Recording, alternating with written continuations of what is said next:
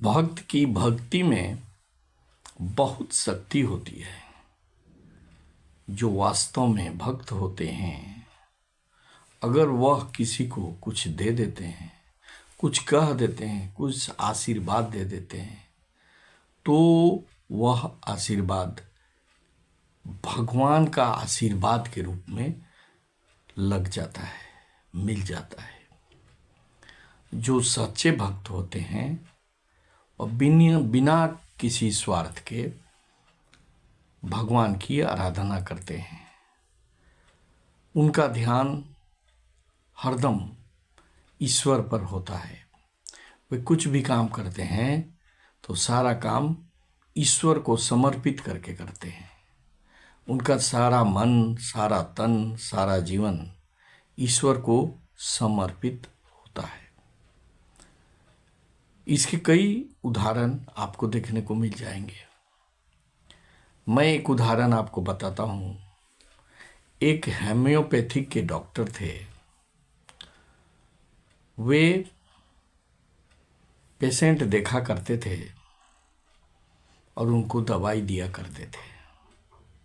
प्रतिदिन उसकी पत्नी उनके सामने घर की ज़रूरत वस्तुओं का लिस्ट उनको दिया करती थी और वो डॉक्टर साहब जितनी आवश्यकता की वस्तु होती थी उसका हिसाब लगाते थे कि कितनी खर्च हो सकती है और उतने तक वह पेशेंट का से पैसा लेते थे जितना तक कि उनके घर खर्च चल सके।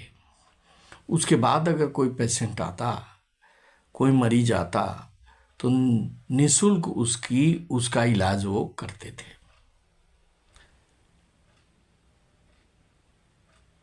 एक दिन उसकी पत्नी ने उसे घर खर्च के लिस्ट के साथ साथ अपनी बेटी की शादी में होने वाले खर्च का लिस्ट भी उनको थमा दिया। घर खर्च का लिस्ट पढ़ने के बाद डॉक्टर साहब पेशेंट देखने लगे और जब वो खर्च का रकम उनके पास आ गया तो उन्होंने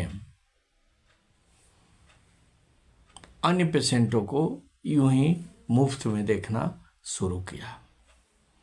जब पेशेंट कम हो गए तो उन्होंने उस दूसरे पुर्जे को उठाकर देखा तो उसमें पूरे बेटी के विवाह का पूरा खर्च उसमें लिखा हुआ था,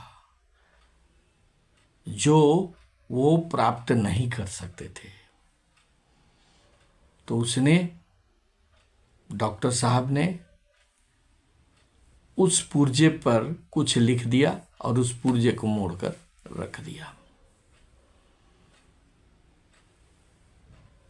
उसके बाद वो अपना पेशेंट देखने लगे। उस दिन बहुत बारिश हो रही थी और एक व्यक्ति अपनी कार से वहां से गुजर रहा था। रात हो चुका था और उस डॉक्टर के क्लिनिक के बगल में ही उनका गाड़ी खराब हो गया। इतना पानी बरस रहा था कि वो निकल नहीं सकते थे, लेकिन जब पानी कुछ कम हुआ तो उन्होंने निकल कर अपने गाड़ी को चेक किया। उनको पता नहीं चला कि उनका गाड़ी कैसे बनेगा और वे अपने बचने के लिए, वर्षा से बचने के लिए वो क्लिनिक में आग घुसे। वहां पर तब तक उनको यह एहसास हुआ कि जितने भी पेशेंट को वो देख रहे हैं, डॉक्टर साहब उनसे पैसा नहीं ले रहे हैं। तो जब सब पेशेंट चले गए तो उन्होंने पूछा कि डॉक्टर साहब आप पैसा नहीं ले रहे हैं, कैसे घर चलेगा? बोला कि ये भगवान की इच्छा है, मैं उतना ही तक ही मरीजों से पैसा लेता हूँ जितना से मेरा घर खर्च चल सके, बाकी मेरा सहायता ईश्वर करेंगे। मुझे ईश्वर पर पूरा विश्वास है। और इतना ही बात हुआ और दोनों चुपचाप बैठ गए। उसी में एक पेशेंट आया, उसका इलाज वो करने लगे, उनको देखने लगे, उनको दवाई देने लगे और उन्होंने पूछा कि आप कुछ परेशान लग रहे हैं, क्या बात है? तो उन्होंने अपना बात बताया कि उनके घर में कोई संतान नहीं है। तो उस पेशेंट को देखने के बाद डॉक्टर साहब ने पुड़िया बनाई, 2 पुड़िया बनाया और उसको डॉक्टर साहब, वो जो व्यक्ति थे, उनको दे दिया। उसके बाद वो व्यक्ति चले गए और इसी तरह से लगातार वो डॉक्टर साहब अपना इलाज का धंधा करते रहे। एक दिन वही आदमी वापस आया और उसने कहा कि आपने मेरे लिए बहुत अच्छा काम कर दिया, लेकिन ये बताइए आपने पुर्जा में क्या लिखा था? तो उन्होंने पुर्जे खोलकर दिखाए। ये मेरे बस की नहीं है, ये भगवान के बस की बात है। ये लिखा हुआ था पुर्जा में। बोला कि जिस दिन से मैं आपके यहाँ से दवाई लेकर गया, मेरा मनोकामना पूरा हुआ। मेरे घर में एक बेटी ने जन्म लिया उस दवाई को खाने के पश्चात, और वो धीरे धीरे बड़ी होने लगी।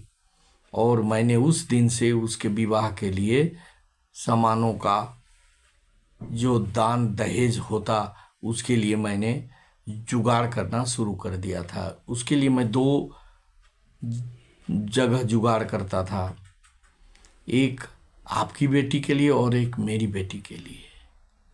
और इस प्रकार से मैं दोनों के लिए तैयारी कर रहा था और ये सारा सामान मैं आज आपके पास लेकर आया हूं। उसकी बात को सुनकर आश्चर्यचकित रह गए डॉक्टर साहब। कहा कि भगवान को मैंने जो भार दिया था, भगवान ने वहन कर लिया और इस व्यक्ति को मेरे लिए भेज दिया।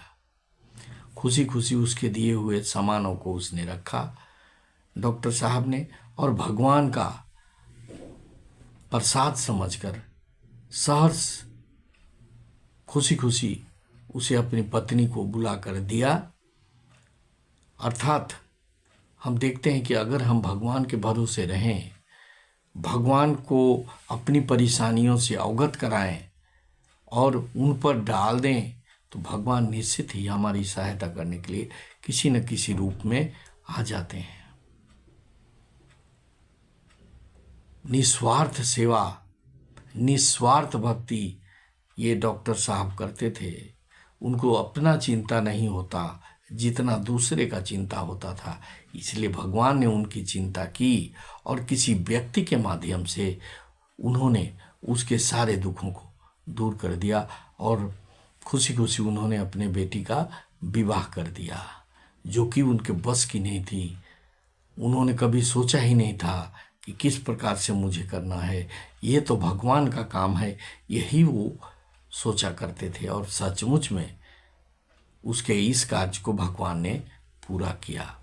इसलिए हमको भक्ति करनी है तो सच्ची भक्ति करनी है, और जो हमसे नहीं बन पाता उसको भगवान के लिए छोड़ देना चाहिए और कहना चाहिए कि ये तो भगवान के लिए है, ये तो भगवान करेंगे, जैसा करेंगे अच्छा ही करेंगे। अगर इस मानसिकता के आधार पर हम भगवान से भक्ति करते हैं तो हमारी सारी इच्छाएं पूरी हो सकती हैं। अगर ये वीडियो अच्छा लगा तो इसे सब्सक्राइब करेंगे, शेयर करेंगे और लाइक करेंगे।